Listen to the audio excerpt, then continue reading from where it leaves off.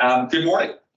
Welcome to our Alumni Association's annual general meeting for the year of 2023. My name is Matthew Rios. I'm the president of the Alumni Association and a graduate of the class of 2014. And for better or for worse, I'll be chairing this meeting. I'd like to begin by acknowledging that the Acadia Alumni Association and meeting today is located in Mi'kmaq, the ancestral and unceded territory of the Mi'kmaq people. We are all treaty people. I would like to advise that all AGM attendees that this session will be recorded and that it will be uploaded to the alumni website following the meeting, our broader community. Before we get started, I would like to do a little bit of housekeeping if possible, starting with sort of the engagement from a technology perspective. So in the world of post-COVID, we are indeed hybrid, and it provides us an amazing opportunity to engage with alumni all over the world. But one of those who are participating on. So I would ask that those joining online that wherever possible, you turn off your camera, largely because it benefits both the audio and visual quality of the meeting. When voting for motions, in this case, we're going to assume that silence is indeed consent, and that if you have a dissenting view or if you would like your vote noted as an abstention, that you raise your hand when called upon. And then finally, at the end of every motion, there will be an opportunity for questions or feedback. If you are looking to provide feedback for those online, please signify by raising your hand. And similarly, in the room, please raise your hand if you have a question or if you'd like to provide feedback, and wait until you're called upon. We'll keep moving forward here. As it relates to sort of the nature of our meetings are operated using Robert's Rules of Order. We try not to be overly prescriptive in that, but it's really intended to create some structure and organization in the way we move through our meetings. Each motion will have a mover who will have an opportunity to speak to the motion being put forward. There will then be a seconder. At the end of that period, as I said, there will be an opportunity for conversation and questions. To keep this meeting moving forward, we're trying to allocate no more than 10 minutes per motion for discussion or for feedback. Members may ask questions, provide feedback by raising their hands, and please wait till you're called upon. Again, in an effort to ensure that we're creating equity within the discussion that's being had, we ask that each speaker take no more than 2 minutes to speak, and that we give an opportunity for everyone to speak before we call on someone to repeat or to ask another question and start again. Again, I think we all care deeply about our alma mater. We're all incredibly passionate about Acadia. And we ask and invite everyone to continue to be and respectful as we progress through this meeting and engage in dialogue about the work of our association.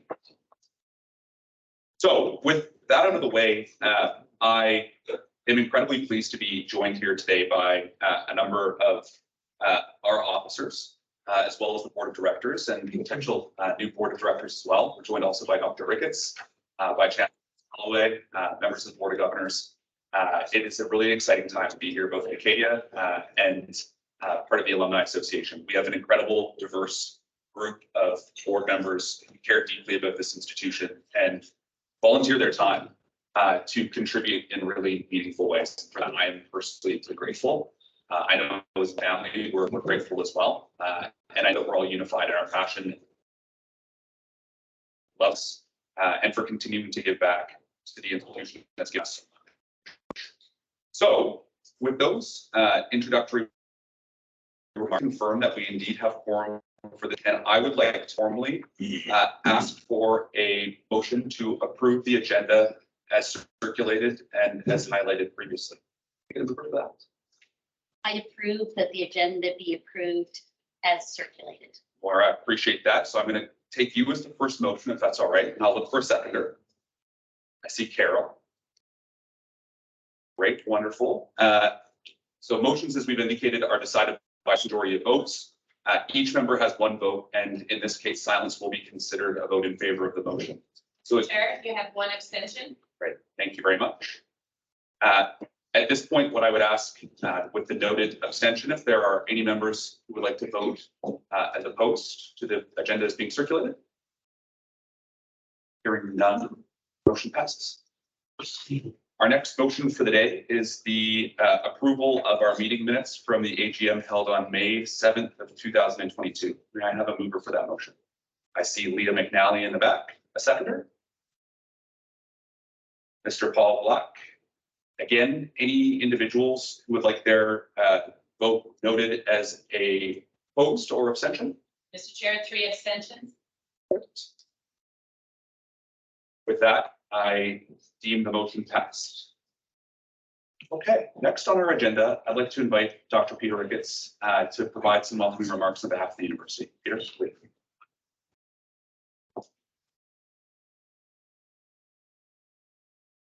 Thank you, Matt, and good morning, everybody. Good morning, those of you who are here in person and those of you joining us virtually. It's great to be with you this morning, and delighted to be once again at another convocation weekend.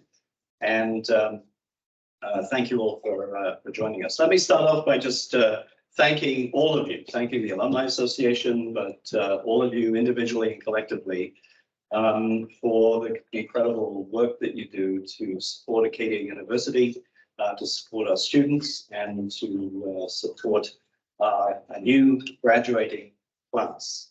You know, without the Alumni Association, Acadia would obviously not be the university it is. It's because of the alumni that you know, that Acadia is so special, and deeply grateful for the work that you do as an association, but also the work that so many of you do individually to support the university. So thank you all very, very much for that. In terms of this year, I'm just so delighted that we've actually got through a year without any disruption, without any interruption in the academic year and in the studies of our students. So I'm so glad that the class of 2023, which Sophia, delighted to see you here, of course, but I'm so glad that the class of 2023 had their final year relatively unscathed by what's been going on in the past number of years. Minor inconvenience of wearing masks in class, but other than that, we've had an uninterrupted year, and I think that's been really good.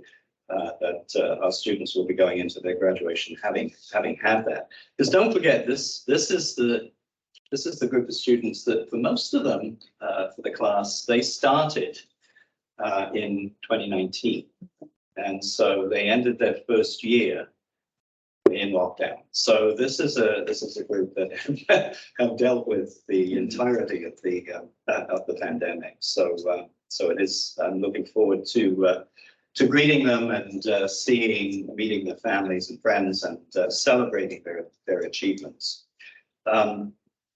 If ever there was a class that demonstrated in Pulveri Vinkers, this class is it. Of course, I said that to last year's class too, because they also. So anyway, it's really good. This year actually has been a very good year for the university, I have to say. We have been able to make significant strides in a number of key areas of our strategic plan. In particular, in the areas of equity, diversity, and inclusion, because we started the year, of course, with the appointment of the creation of the position of Vice Provost of Equity, Diversity, and Inclusion, and the appointment of Dr. Claudine Bonner in that role. And having that role has been immensely important, not just symbolically for the university, but on being able to deliver on so many aspects of EDI, because EDI is not just skin deep, it is something that needs to be deep into the operations of the institution, and that's what's beginning to happen now. And also over the course of this year, and just at this point, we're completing the hiring of 6 cluster hires, 3 Indigenous and 3 for African people of African descent, not necessarily African Canadian, although we did say preferably African Nova Scotian, African Canadian, but essentially those 6 positions, over the last few weeks, we've had like 16 candidates on campus to do interviews, and I'm very pleased that all 6 of those positions look like they're going to be filled. So that's going to be 6 new faculty positions on campus of people who represent diverse groups, Indigenous, and Black people of color. And that is really important because, as you know, it is very important that students see role models. Role models who are like themselves, but also role models who are not like themselves. And so it is very important for all of our students that they see a diverse representation in our faculty and our staff. And I'm very, very pleased that we've been able to do that and successfully, I hope, successfully complete all 6 of those searches. And I have to tell you that the caliber of the candidates for those positions has been exceptional. So, so this is something that is really pleasing. And in many ways, it'd be nice to be able to make more than 6 appointments, quite frankly. But anyway, we're making a lot of progress on that. We've also been working a lot on academic programming. As you will have seen, on Thursday, we made a very, very important announcement for Acadia. The creation of a School of Nursing at Acadia and the nursing degree program is a monumental step for the university. It is probably the single largest change or additional new academic programming for a long, long time. And it will change the face of the university, no doubt about it. It will also have a huge impact on this region, not just Walworth area, but the entire Western health region of the Valley. Because as we know, when doctors or nurses study in a place, the majority of them tend to stay in close to that place in order to work. And so, so that was a very, very important announcement for the university, for the province, and it was a great pleasure to have Premier Houston and Minister Wong, of course, who was an alumnus of Acadia, on campus to make that historic announcement on Thursday, and then we followed it up with a wonderful event in celebrating recipients of the medal of distinction. And it was always a pleasure, of course, to host Arthur, Sandra, and Sarah, who have been here, and a wonderful event it was out in the garden. On a beautiful day. So it was a red letter day. Thursday was definitely a red letter day for me. We also had a very important event this year as well, and that was the appointment of Nancy as our new Vice President of Advancement. Not only very, very well deserved, but of course somebody who had done so much in her current role, in her previous role, and also had done a great job as interim following Rod Morrison's retirement. So that was a wonderful piece of news too, and it's great to have you, Nancy, in this position. We also had the announcement of the Jaroslawski Chair, which again was a huge step for the university to get a chair of that magnitude and of that caliber. But also not just one chair, but to be one of a network of 5 chairs across the country in the area of trust and political leadership. And so we've had quite a number of really important things that have happened this year. And I was very, very pleased to be able to, for the first time since I've been president, probably the first time for quite a long time, we took to the board a budget that not only invested in new faculty and new staff positions, but did not involve cuts across the university in order to either balance the budget or to make those new investments. And that's pretty astonishing when you think about where we were before the pandemic and where we could have been after the pandemic. And I'm really, really pleased that we've been able to stabilize the financial position of the university. Now, obviously, things can change because a number of things were working in our favor this year. As you know, interest rates are up. We've had that incredible influx of $22 million last year to help us with deferred maintenance, and that helps us offset the costs of some of the deferred maintenance projects that we would normally have had to cover. in the operating budget. But also, interest rates are up and we have a lot of cash at hand right now. So that was really good. And I really hope, I think, my hope is that this sets Acadia up to be in a much healthier financial position going forward. And so that my successor does not have quite the same challenges that I had, or that certainly the same challenges that Ray had when he started as president of Acadia. And it also included a new tuition model. And this is very, very important because our existing tuition model was very inflexible. It was very unfair to students who were not taking full load of courses. And it was also very inequitable. So, so the new tuition model that we have going forward will be much fairer and will help, I think, with retention of students, where they will no longer be financially penalized by taking reduced course load. So, so I think a lot of things we've been able to do, which is really good. Now, of course, as you know, this is my last AGM with you as president of Acadia, and it's been a wonderful experience being president of this university. It's been an honor and a privilege. I sometimes say to people that if I had to do it all over again, I might have chosen a different time to do it. But at the same time, when you look back, you just don't know what cards you're going to be dealt with, right? When you go into any challenge or opportunity in your life, and you all know that. But those of you who are just starting out in life will learn this, that you just don't know what you're going to be dealt with, and all you can do is play the hand as best as you can. And so, when I do look back on it, it has been an enormous privilege to have led the university through such a difficult period and through a time of institutional crisis, not just growth. And this time, at least, the crisis wasn't created by the university. It was one that we were all in together.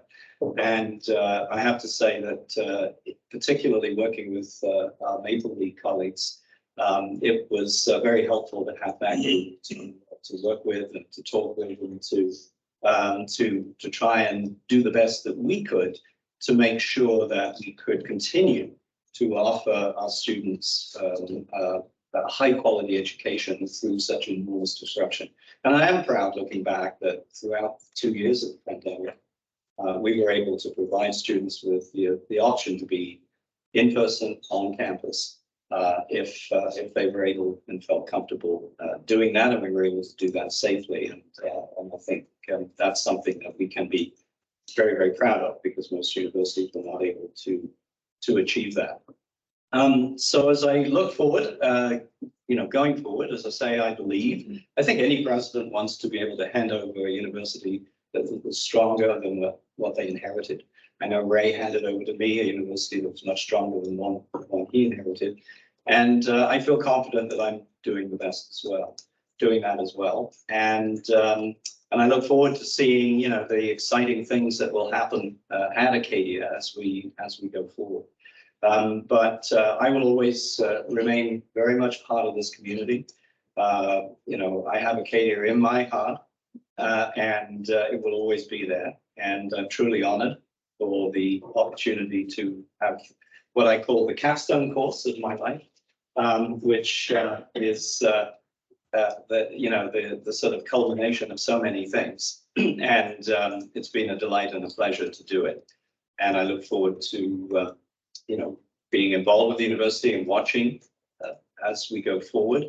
I hope at some point to be able to celebrate with the class of 2020. So I feel really bad that they didn't get the convocation ceremony, and the class of 2021, who had, of course, a virtual ceremony, but again, not what you wanted. And I hope that at some time in the future we can get together with those two classes and celebrate in person the achievements that we have. But right now, we're looking forward to this convocation weekend. And I just want to wish congratulations and best of luck to the class of 2023. Thank you all for all of your support and for being here during the time when Acadia was at its greatest need. Thank you very much.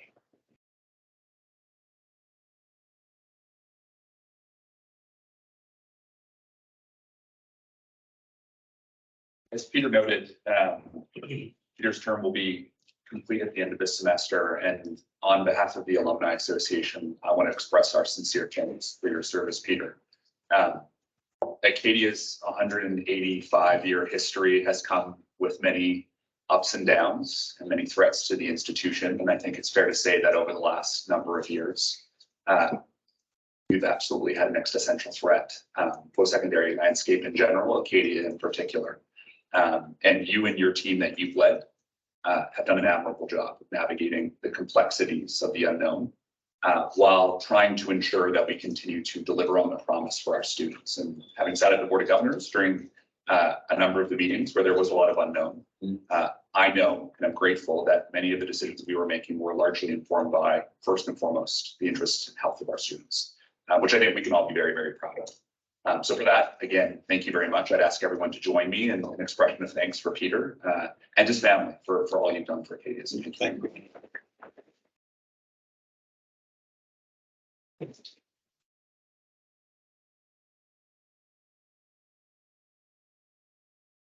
Next one. I will let you get on with your meeting. I have to go and sign alumni degree certificates. I got to just tell you a little story if I may. Please.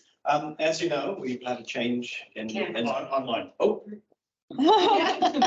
Everybody, I'm completely messing up your agenda. But as you know, we've had a change of monarch, and on our degrees, as you know, in your degree, it references the year of the monarch, and of course, it's no longer Elizabeth II. And what we found out was that King Charles does not want to use the Latin term of his name, which is Carlos, because it makes him sound like he's the King of Spain, right? Carlos III. And the protocol has not been approved yet to use the word Charles in Latin. So we've had to eliminate the reference to the monarch and the degree, and it completely messed up the formatting like that. So I'm literally going now to sign the honorary degree certificates because they were having such trouble printing them off yesterday. So anyway, work of the president is never done. Thank you so much, Peter. Thank you for joining us on what we all know is a very, very busy weekend. My father's name is Carlos. I'm sure he'll very appreciate it. Next on our agenda is a brief overview of our 2022-2023 annual report. This document's been circulated. It is quite comprehensive and showcases the work of our association and the work of our incredible staff in the Office of Advancement, and in particular within the Alumni Office. I want to start by just acknowledging staff. And Peter touched on this, but as an institution, we have navigated tremendous complexity, tremendous hardship over the last number of years. And over the last year, what I've observed is the continuation of an incredible team who's just willing to get stuff done in a profoundly meaningful way, rooted in a deep love of our institution and a deep commitment to the work of our association, of which I'm incredibly grateful. We are, of course, very lucky and grateful to have Nancy Handrigan appointed as VP Advancement in a permanent role. Nancy, of course, is a graduate, a two-time graduate, one-time graduate of Acadia University, and we are so pleased to have her manning the ship of advancement. We are also well served by having Una Proudfoot as our Executive Director for the Alumni Office. Una and I are quite close, and I continue to be in awe of the work that she does on our behalf, and that she does with her broader team. Being able to deliver an alumni program that has leveraged all of the learnings from COVID, so all of the virtual programming that we're able to do, and now in addition, as we move past the pandemic, moving back to in-person events, but maintaining both programs is incredibly impressive and a reflection of their commitment. Also joined today, we have our senior alumni officer in Melanie Jackson, and I don't say this to be flippant, but I would not be able to do what I do without Mel. Our organization is made of volunteers, and most not-for-profits have staff that directly report to them. We don't have that. We have incredible staff that work with us, but not for us. But it often feels like, as an organization, we would not be able to do what we do without Melanie. Melanie participates in a number of our committees. She facilitates the actioning of a lot of the decisions that our organization makes. And importantly, she does it as a representative on campus of us. And there are no better representatives than people like you, Mel. So thank you so much for all the work that you do, both in your formal role, and then I know on the weekends, in the evenings, in the early mornings, in allowing events like this, and of course, other events that our alumni organization hosts to occur. So thank you. Very briefly, because as I said, the annual report is quite comprehensive. Our work continues to be rooted as an organization on safeguarding and promoting the Acadia experience that we all had as students. There are not many alumni who I talk to who don't have wonderful things to say about their experience at Acadia. It's deeply rooted in the relationships that they made in this special place. As an alumni association, we're committed to safeguarding that and ensuring that future graduates have the same experience, or future students have the same experience. And we do that by promoting a whole bunch of different initiatives on campus. So we have a strategic plan that outlines how we want to do that work. And it's largely rooted in 4 key pillars. The first being providing leadership and career services and mentorship. One of the actions that we've taken in recent years is a significant financial contribution to career services. This year we made the second payment of $180,000 towards the operations of that office.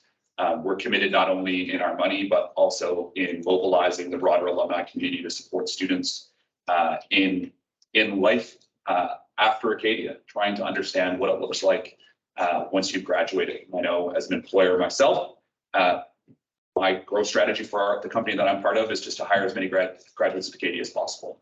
And I invite our alumni community to take that spirit and challenge as well.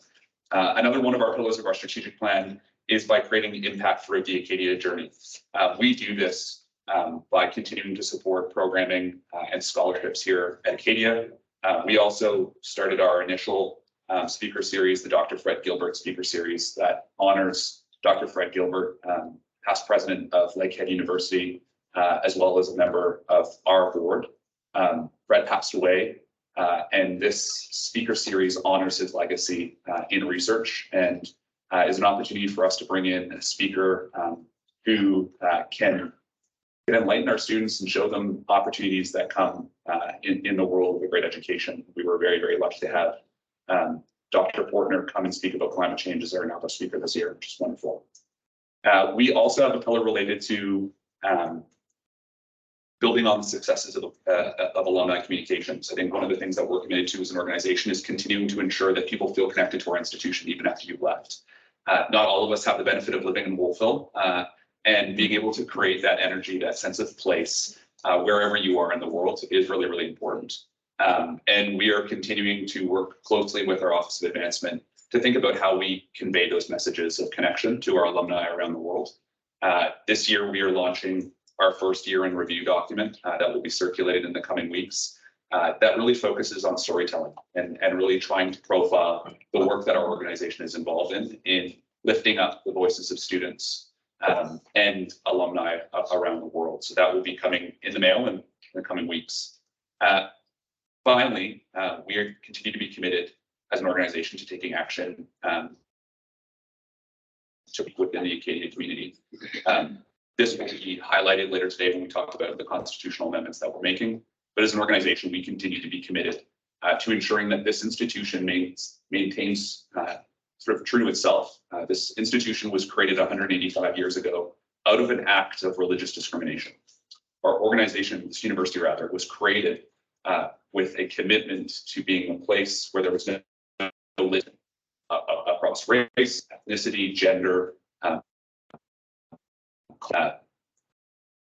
We have ebbed and flowed in our success of that commitment in our 185-year history.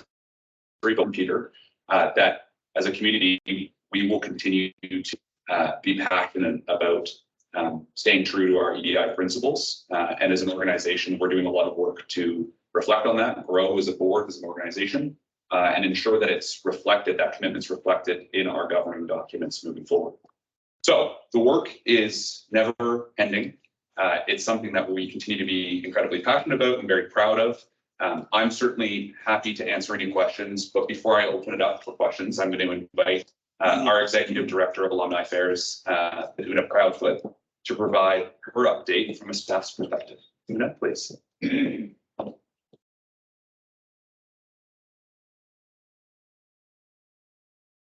morning. Proud grad of 1993. So I'm celebrating a milestone this weekend. And my pronouns are she, her. I'm going to keep it short and sweet. 2 words that have never been used to describe me. To acknowledge, as Matt did, that we had some board members in attendance online. So we do have 4 board members who have joined us online. But I'd also like to acknowledge online Vicki McCrimmon, who is our newly minted Executive Director of Development. So Vicki is currently in Ontario. Thank you for joining us this morning, Vicki, and we'll be here in person soon to join the team. My role is to support the work of the Alumni Association, and to say that that is a lot of work, I mean in volume. The board of directors that we currently have with the Alumni Association is a group of 22 people who are full of passion and commitment for this university. Regardless of the year that they graduated, they haven't gone far in terms of, well, in distance, yes, certainly, as we have several online with us this morning, but they haven't gone far from the institution, and I don't believe they ever plan to. So the work that we do on within the institution, the work that Dr. Ricketts referenced this morning, our alumni board and our alumni association as a whole are not far away. Our work in the office is to do everything we can to engage our alumni community. Matt referenced the events that we do, and that's an easy way, right? We travel around and we have events and we invite our alumni from that geographical area to join us. Well, that got parked for a couple of years. And so we developed a virtual program, which we have continued, even though we're back in in-person events. And the virtual world has opened up an opportunity for our alumni community to join us who wouldn't normally have the opportunity to. So they live in a geographical space that we don't normally get to, or they have financial or physical reasons that create barriers for them to join our events. What have you? Doesn't matter. Age, doesn't matter what it is. So we see an eclectic group of alumni who join us for our virtual events every month. Delighted to be back in person, traveling around the globe. We've hit more than a couple of hot spots this year. So we're trying to get back out there, and we were trying to do everything in 1 year. But between Nancy and I, we kind of had to slow down a little bit. We didn't slow down. So in total, since last year's AGM, we've had 58 events. So virtual and in-person combined, 58 events. And that's a real easy way to engage our alumni. But I want to acknowledge the engagement from our alumni in a number of other ways. We engage them through communication. So we're regularly reaching out through bulletin, e-news, Instagram, tweeting, and all those ways that we communicate to say, this is what we're doing on campus and this is what we're doing in the alumni community.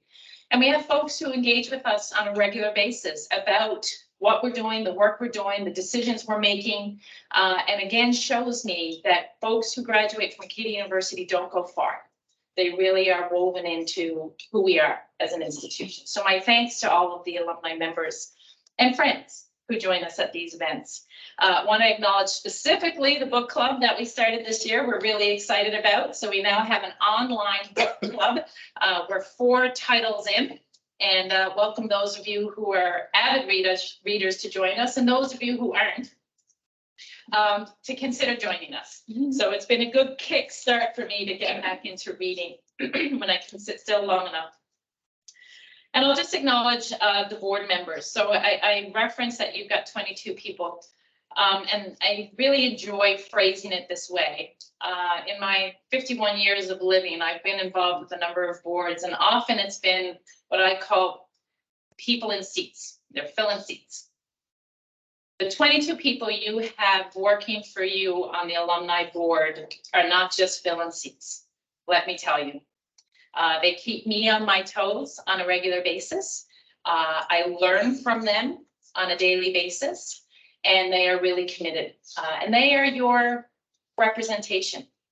And to that end, the board has done a lot of work in recent years to become more representative of the alumni community. So we're about 46,000 strong for people who have either spent 2 years here and left for great reasons or crossed the stage. So 46,000 people, and you've got 22 people who are growing in the sense of how they represent you. So get in touch with them if you want to have a segue into the work and the policies and everything else that they're doing. We're learning and evolving together, ultimately is the end of that point. And that's about it. I just wanted to highlight a few points. I'm happy to answer questions, as is Matt, about the work that we've done over the past year and or the work that we're planning to do in the coming months. Thanks, folks.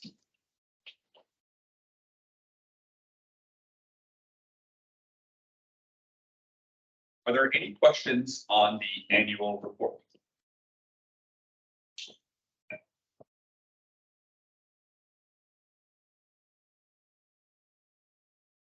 We'll now invite our treasurer to provide the 2022-2023 treasurer's report. 10.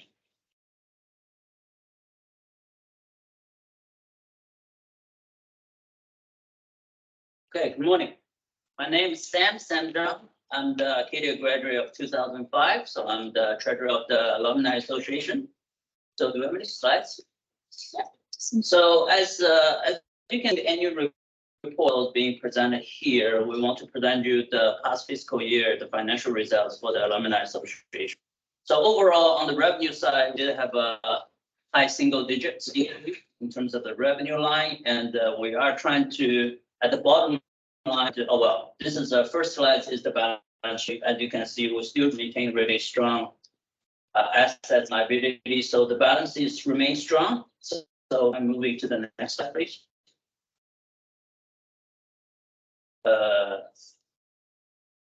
Okay, so as mentioned earlier, so on the revenue, the top line, we do have a high single digits increase in revenue.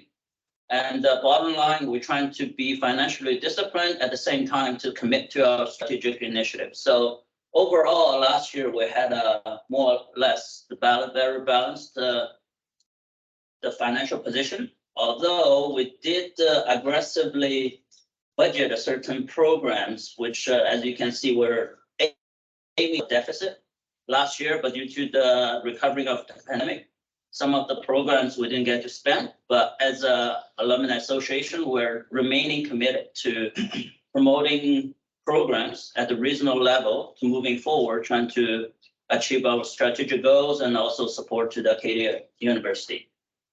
As that being said, I just want to also make a comment. As a few years ago, when I first joined the Acadia Alumni Board, there's a commitment about 1.5 million capital campaign commitments. And we can say as the end of last fiscal year, we'll have fulfilled the 1.5 million commitments to the Acadia University. Am I correct? Yes. Sorry, I'm looking at Melody. She's the mastermind of all that. So anyway. Okay, so as that being said, I'm opening to any questions, concerns you might have on the financials.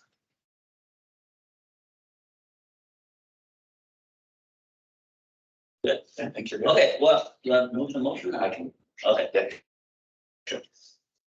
Thank you. Then.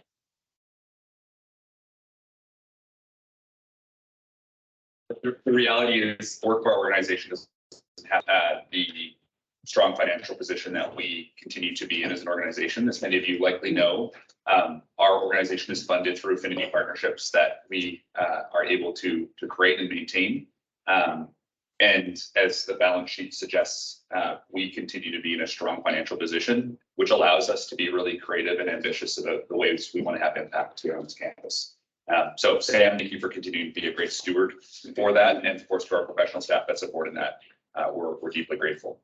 I now ask for a motion to approve the financials report for the period ended on March 31st, 2023 as circulated. Mover, Mr. Sam, seconded by Mr. Kelton Thomas. All those in motion as noted, please remain silent. Are there any individuals present that wish to have a motion or have their vote noted as either opposed or abstaining? Mr. Chair, we have 3 attentions. Thank you very much. By my judgment, the motion passes. Congratulations, Sam. It's great.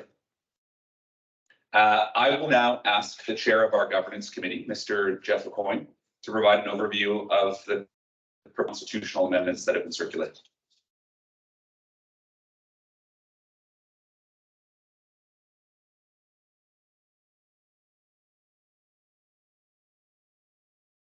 Thank you, Matt. Good morning, everyone.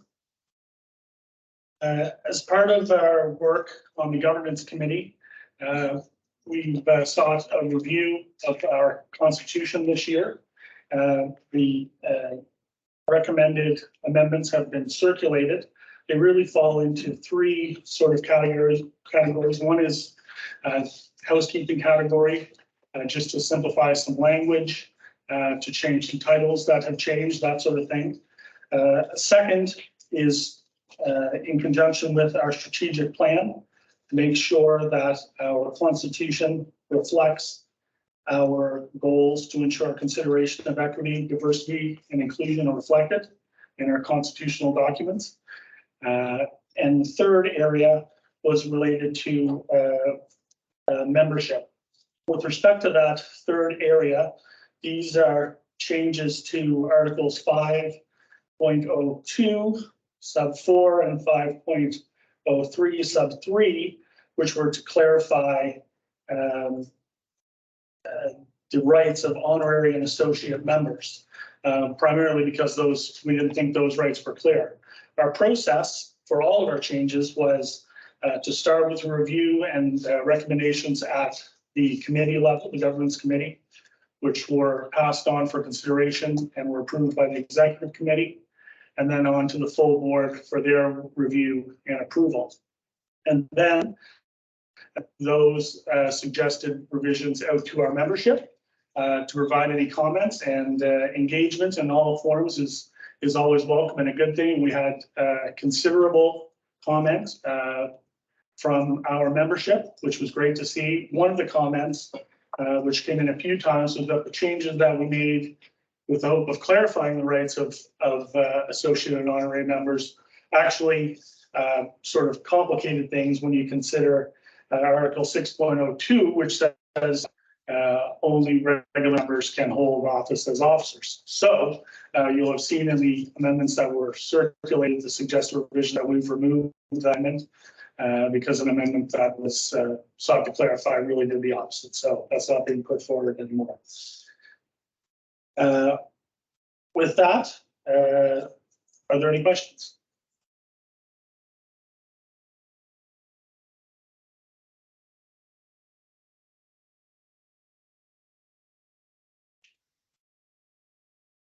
Mr. Chair, before you carry on, there is a question online from Dave Burris, class of 64. Melanie?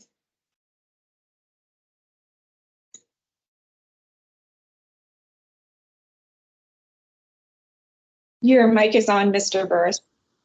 Oh, thank you. I'm not sure this is the case where we want to bring this up in this particular, but I just had some comments on that, on those motions regarding diversity and inclusion. And do you want me to do that here or a little later on in the program? I think if you table the motion, Mr. Chair, and then comments after if it's seconded. Yeah, happy to have that happen, Mr. Burris, in just a moment. So we'll accept 2 motions, and then we'd absolutely welcome your feedback. Okay. Perfect. So we do have the amendments as proposed. I'd ask for a mover to accept the constitutional amendments as circulated. And a seconder, please. We have a seconder from Mr. Paul Buck. Now, absolutely, please, Mr. Burris, this is an opportunity for feedback and for questions as it relates to the substance of the motion. Thank you very much. Yeah, got in a little earlier. Yeah, well, some of the changes that were proposed are of concern to me. As in that 1204, we're doing the diversity and inclusion. And it sounds to me that some other competence, ability, maybe training, or could be relegated to second place. And the other thing, when you're adding diversity and inclusion into the mix, then you're really getting into racism and gender discrimination. And it just going back to 1960, Martin Luther King said, "I have a dream that my 4 little children will one day live in a nation where they will not be judged by the color of their skin, but the content of their character." And this is a far cry from Martin Luther King's dream. And the other thing, if Harvard was taken to court by some of the Asian students who applied to Harvard, and they found that if academic ratings were the only factor in admissions, Asian Americans would make up 43% of the incoming class.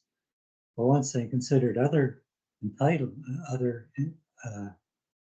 legacy and athletic preferences, extracurricular and personal ratings, and demographic factors, Asian admissions dropped to, 19% in 2013.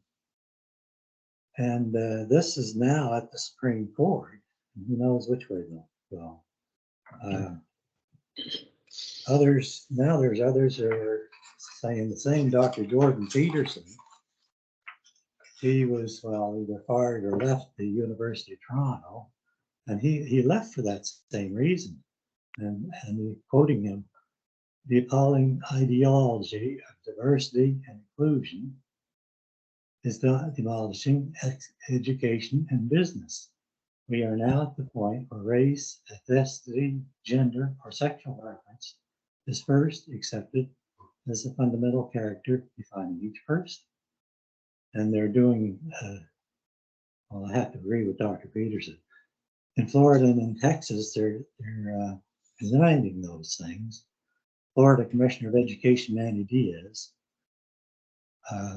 these initiatives have completely transformed over the years what were once simple efforts to ensure equal access to all students to now focusing on ideology over merit. And that bill that they propose there is being taken to the court. And same with Texas Governor Greg Abbott. He did the same thing. He warned them to stop using diversity, equity, and inclusion in their hiring process. He called it illegal, which it may be depending on the Supreme Court. We'll see anyway, but it's going back to racism. Anyway, that's my concerns. And I'm going to vote. I did vote, send my vote in to oppose those changes. Thank you very much for your time. Mr. Burris, I'm grateful for you participating and sharing your perspective. As you know, and as Jeff stated, and as we've stated from the top, the intention with those amendments was not to change in any way the way in which we do our work as an organization, but rather to state explicitly the principles of our organization and the institution that we all belong to. I think one of the comments that you made was sort of raising concern about equity, diversity, and inclusion considerations superseding other considerations around merit. And that's absolutely not the case, and it's not the intention, nor is it the substance of the changes that we're making. All that we've called out is intent to consider equity, diversity, and inclusion as part of the process. Something that already happens. As you commented, we as an institution have over 40,000 alumni from around the world, many who are joining today from Ireland and from the Bahamas. We want to ensure that our alumni board, which is intended to be a representative body of the alumni community, actually reflects the diversity of that community. On campus today, we have students representing over 80 countries around the world. And when they look at their alumni association, we want to ensure that they see themselves in the community that's intending to represent them. So I very much appreciate your feedback. We will absolutely note your vote in opposition. But in reflection of sort of the intention of the motion, our executive committee continues to be supportive of this work. I think it's also really important to note that we did receive a lot of engagement from alumni when these motions were circulated, and similarly, we did receive support from the broader alumni community as well. So I'd ask at this point if there are any other questions or feedback before we call the question. Oh. Of course. Thank you, Mr. Burris. I wanted to sort of give a brief sense of my feelings on that. We've heard the president of association, our executive director, and the president of the university speak on this issue and its importance. I've always found that the people that I learn the most from are the people that are least like me. And I think that as an association, we want to fill our room with a diversity of perspectives, people, education, in every way. And that by doing that, it will only help us to learn and grow. And if we're not interested in learning and growing, then we're in the wrong place. Okay.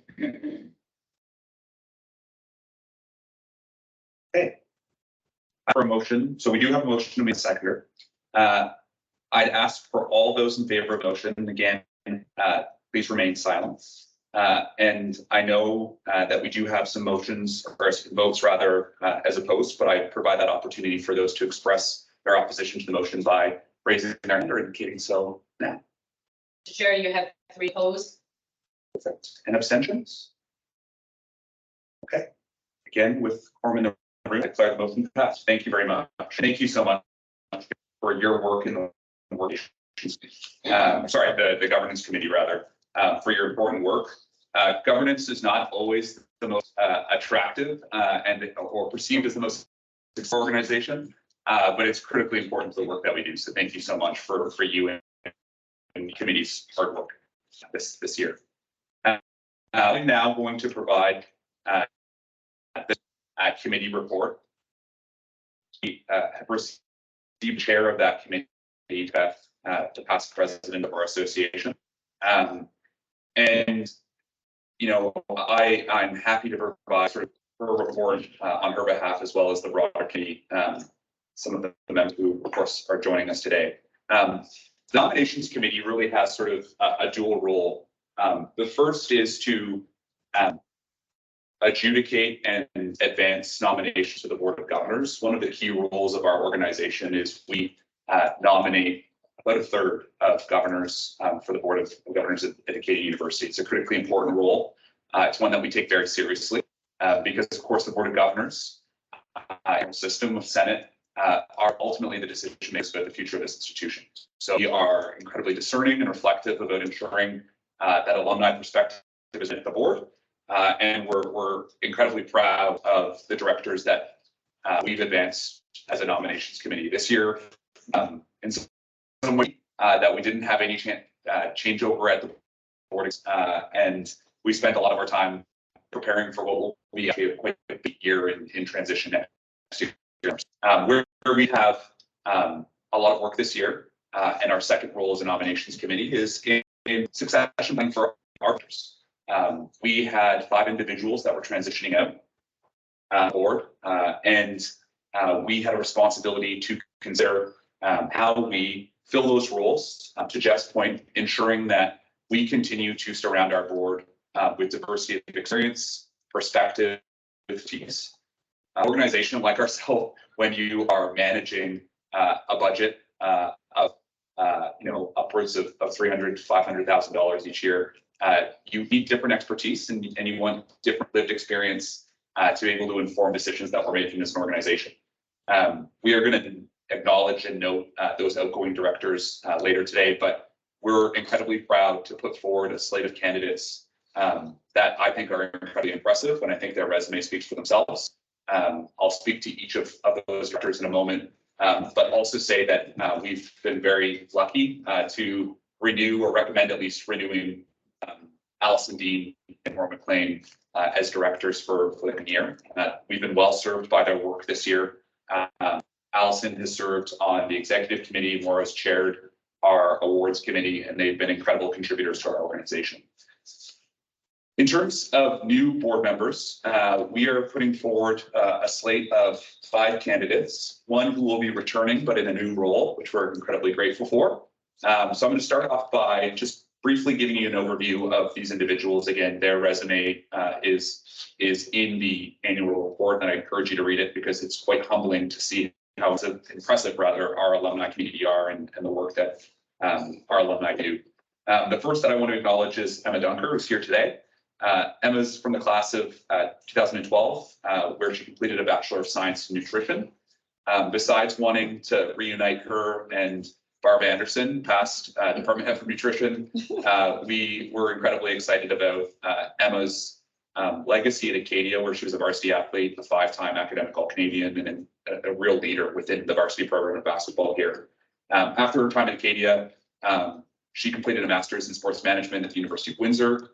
She played professionally in Europe and is back here in Nova Scotia, working at Basketball Nova Scotia and living in Halifax with her partner and her 2 young children. We're incredibly grateful and proud that she has accepted our ask to consider serving on this board. And we're very hopeful that she'll be able to join us. Next individual who I referenced is Kirsten Palmer. Kirsten is from the class of 2022. She completed a Bachelor of Science in Biology. She was an active volunteer while she was on campus, participating in SMILE, the Wolfville Market, and the Valley Regional Hospital, and serves as the class president of 2022, which is a lifetime appointment. And as someone who's been in disappointment for 2 years, I can't imagine what a lifetime appointment would feel like. But again, it's a reflection of her contribution and commitment to not only her graduating class, but to the institution more broadly. Kirsten is now completing a master's degree in health and exercise science in Kelowna. I'm looking for an excuse to host an alumni event in Kelowna soon. But we're incredibly pleased that she has again accepted the call to serve our university and our organization, and we are hopeful that she will be appointed to this board. The next individual that I want to just speak to is Matthew Saunders, who's here with us as well. He's from the class of 2009. Completing a Bachelor of Science degree in mathematics and statistics. Matthew is an active member of the Bahamian community here in Nova Scotia, working to create a community that celebrates and honors the impact and culture of the Bahamas. Matthew is a certified public accountant and has an PMP and Lean Sigma Black Belt designations, all of which we are going to bring to bear at our board in the coming years. Matthew has recently started a new job at UFG and is serving there as the Director of Finance and Change. Him and his family live in Halifax. We're also joined by Shaq Smith from class of 2016, completing a Bachelor of Business Administration. While Acadia, Shaq was an active member of the Acadia community and played in the men's varsity basketball team for 5 years. With him and Emma's appointments, I'm looking forward to an alumni basketball tournament with some of our colleagues. We're going to bring Ted out of retirement. I'll be active role as a water boy. We're very much excited to have Shaq join us. Since leaving Acadia, Shaq has been an active supporter of his community and the Prestons, creating the Futures program, which is focused on using sport as a vehicle for creating promising futures for youth and ensuring that there's lasting impact in those communities. Shaq, we're incredibly proud of the work that you do. We're grateful that you're willing to join our board. And we are very excited about being able to bring your expertise and perspective to our organization. Shaq lives in Halifax and is Director of Talent at Foundation Marketing.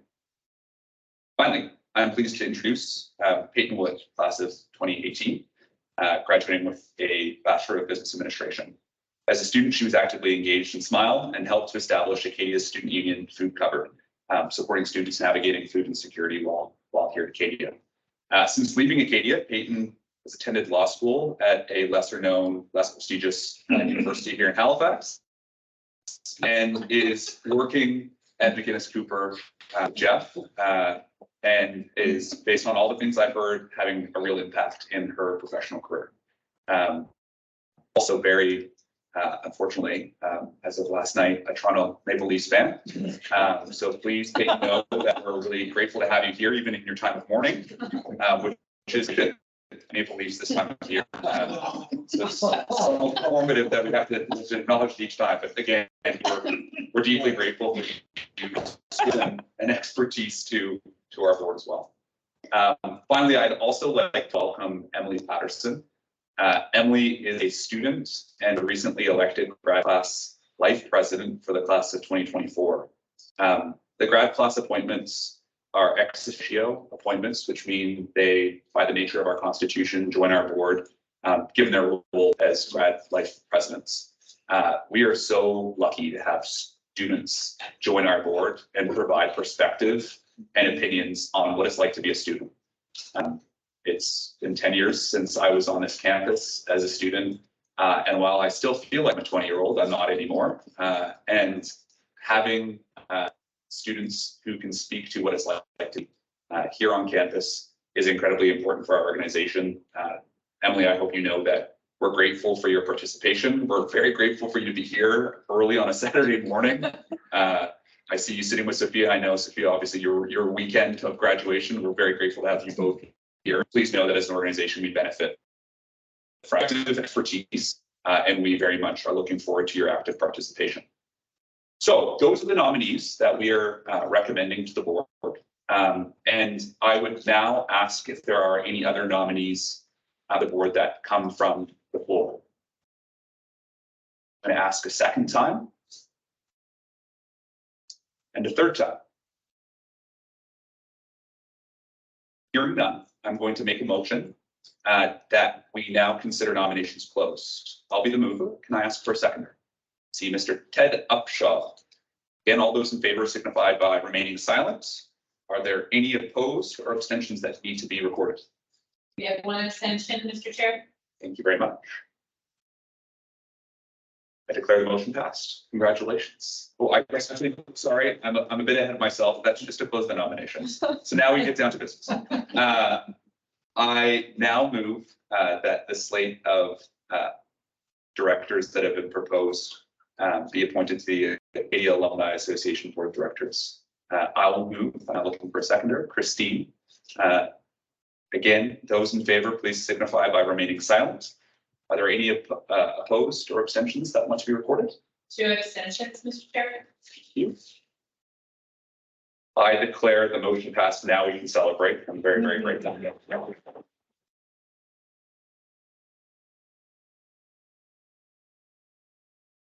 So the next point of the next part of our meeting is new business, which is an opportunity for those here in attendance to ask any questions, not substantive to the agenda that we've gone through today, but to ask any questions about the association or the work that we're doing on campus.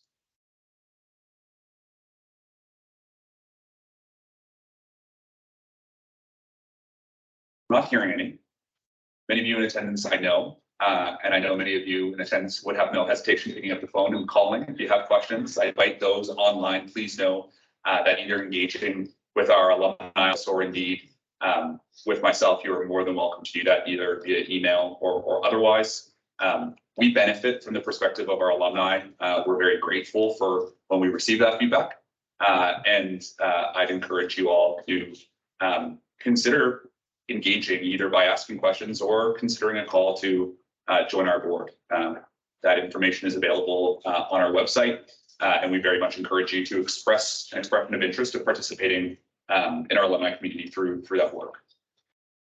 So, in closing, I want to acknowledge a few individuals who have contributed a number of years to our organization, and I want to start with Carol D'Amelio. Carol, you have been an incredible asset for our organization. Your work in politics and that perspective that you've brought to the table has been deeply appreciated. You've served on the awards committee, the events committee, and I know while we have not found an excuse yet to get to the Niagara region for a wine tour, it is on our agenda. And I know that your and Frank's commitment to our institution and our association is deeply appreciated. And I hope you know that we will miss you, though we know you're not going far. And we know that we will be seeing you in a number of our events. The next that I want to acknowledge is Mr. Kyle Power. Kyle's unfortunately not here today. Kyle and I cut our teeth in the student union together as student leaders. And I was so deeply grateful that we could reunite as alumni directors. Kyle has served in a number of capacities within our organization over the last number of years, serving as the chair of the governance committee as well as the events committee. And in that work, shepherded significant changes to our constitution and thought really innovatively around how we create events that continue to be accessible for those from different age cohorts. So we're deeply grateful for Kyle's contributions. The next individual I want to recognize is Heather Hickman. Heather is in Scotland presently, and I know Censor regrets, although I think she was doing it with a sheer chagrin. Heather has been an incredible contributor to our organization, deeply passionate about the work of the Alumni Association, and has brought to bear just a wonderful passion for communication and creating connection for our alumni. For the last number of years, she's chaired our communications committee and has been a true proponent of thinking outside the box and ensuring that we create pathways for alumni to engage in meaningful ways. And the annual report, the year in review document that I've referenced that will be circulated in the coming weeks is largely a brainchild of Heather and the committee that she chairs. So for her, we're deeply grateful. Next, I want to acknowledge Jeff. As you can tell, we have a board of directors who are in all stages of life. And I've got to say that, when I joined the board, the outgoing president, Denelda Macbeth, smiled with me and said, "I can't believe you're doing this at the start of your career." And while it's been challenging, I can't imagine what it's like for someone like Jeff with his stature as a partner in McKinnis Cooper, with kids all over the place, driving to soccer tournaments, and of course, culminating this year in a national championship for your daughter here at Acadia. Jeff has been an incredible asset for our board, bringing not only legal expertise, but a genuine commitment to the institution, to athletics, and to that promise of Acadia. And I think it became even more resonant, or resonated even more clearly for me, knowing that a lot of things you're advocating for, we're going to benefit your own family here on campus. So deeply grateful for your contributions, for your expertise. I know I've told you we're not going to let you get too far away. We're going to continue to come back for that expertise, but we're very, very grateful for your contributions. Next is the great Ted Upshaw. Ted, among many of his accolades, including Nova Scotia Sports Hall of Fame, Ted has just been an incredible champion for our organization, for the university, for athletics.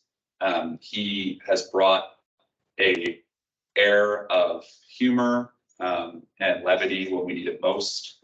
But through that, there's always an underlying passion for what we as an institution should be doing and need to be doing to advance the educational experience for students, not just now, but into the future. It's pretty incredible to see someone of Ted's legacy continue to be so engaged on continue to sort of reflect on what are our students getting out of this experience now, and how do we ensure that they continue to get the best experience possible. Ted has been an active participant of our awards committee. He has also been a true champion for equity, diversity, and inclusion within our organization. He's been an incredible mentor to me and a great asset for our organization, and for that, deeply, deeply appreciative of all your contributions. I'm very much looking forward to, well, not beating you on the basketball court, beating you on the pickleball court up in Melville. And I'm looking forward to the opportunity to find excuses to bring you back into the fold in the next little while. So thank you, Ted. The final person I want to acknowledge, and again, she's sent her regrets, is Denelda Macbeth. I have the pleasure of serving as the 100th president of this association, and in that there is a bit of a weight of responsibility, and at least understanding that we carry a legacy of a host of wonderful leaders who've contributed in a meaningful way to this institution. The adage of "we all stand on the shoulders of giants" really sort of weighs in my mind when I reflect on some of the past presidents of this association, and Donalda is such an incredible representation of that legacy. Donnie was the 6th female president of our association. She was an incredible ambassador for Acadia. She and her husband Martin live in Calgary, and she never missed a board meeting in person. They of course have property here in Nova Scotia, and is just an incredible human being who deeply cares about our organization. She's championed significant reform around governance, awards, engagement with faculty, the creation of our strategic plan, as well as advancing equity, diversity, inclusion as well. On top of that all, she has been an incredible asset for our organization at the Board of Governors. I got to participate for a number of years with Donalda, and what I would say is some of Donalda's expertise and stature is well respected at the board, and she took that responsibility very seriously and often framed questions and feedback around what's in the best interest of students, as well as the broader alumni community, and for that I'm deeply, deeply grateful. So I'd ask Carol, Jeff, and Ted, who are here with us today, to please come forward and receive a framed certificate of recognition, acknowledging their very important contributions, not only to our association, but also to Acadia University. And ask all of you to join me in expressing thanks to those individuals. Thank you.